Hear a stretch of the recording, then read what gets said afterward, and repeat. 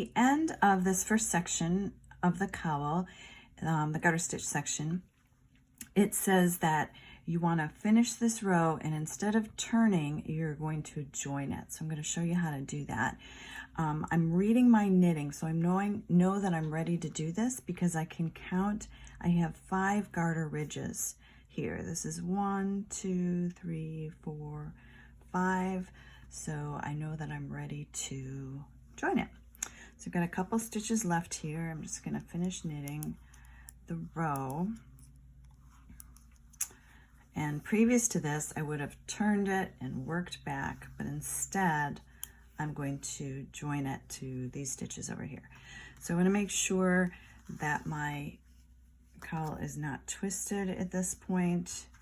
So you can see I'm going to lay it out. It's all good. Get this out of the way. Let's scooch this up towards the end.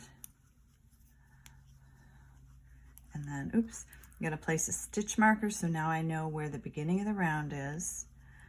And I'm just going to knit across.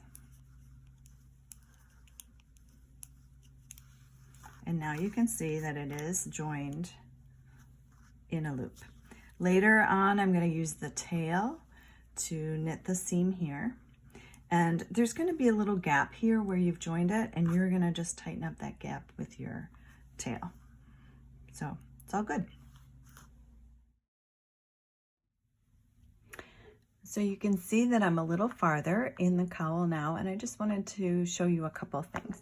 One is I wanted to give you a close-up of what this stitch looks like and how you want to make sure that they all line up in columns. If they don't, you've gotten off somehow. Maybe you had an extra yarn over in there, or you were missing a yarn over. So if these don't line up, that's probably why. But that's the look we were going for. Of course, yours can have a design feature, and if you're happy with that, go with it. But I did want to give you a close-up of what I was thinking you were going to get. A couple other things you can see, I did my stripe here, and I didn't cut the yarn for each individual garter ridge. I just carried it up inside. So I'm just going to show you what that looks like.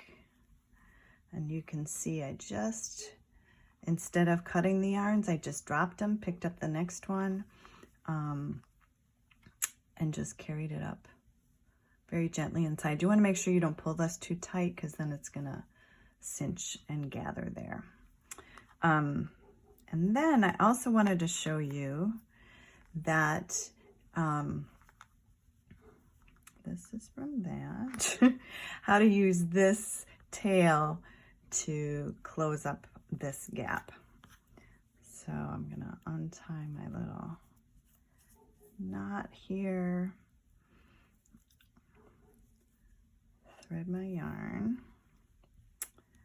and you can see a garter ridge gives you just a little bit of, just a little knot, I guess, on each edge. And so I'm going to go from side to side. This first one, though, I'm going to tug at and try and get it to look more like the cast on edge, and pull that. And then I'm going to go over here and grab that first knot, and then over onto this side, get that knot, show you how that's looking. And what this does is it closes the gap without giving you a lot of seam allowance. You want it to look seamless. You don't want there to be a bulky join on the inside.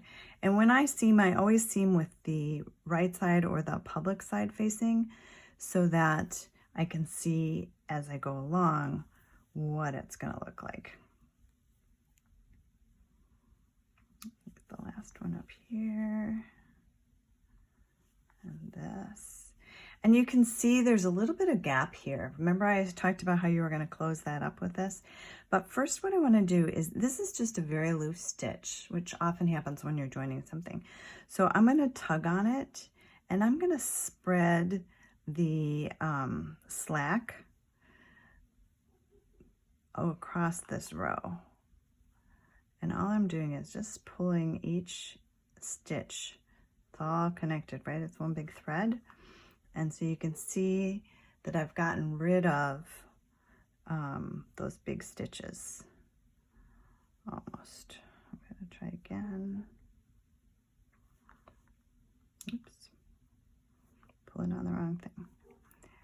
And just taking the extra thread that was in that stitch and spreading it out to the other ones. And you can see that it's no longer there.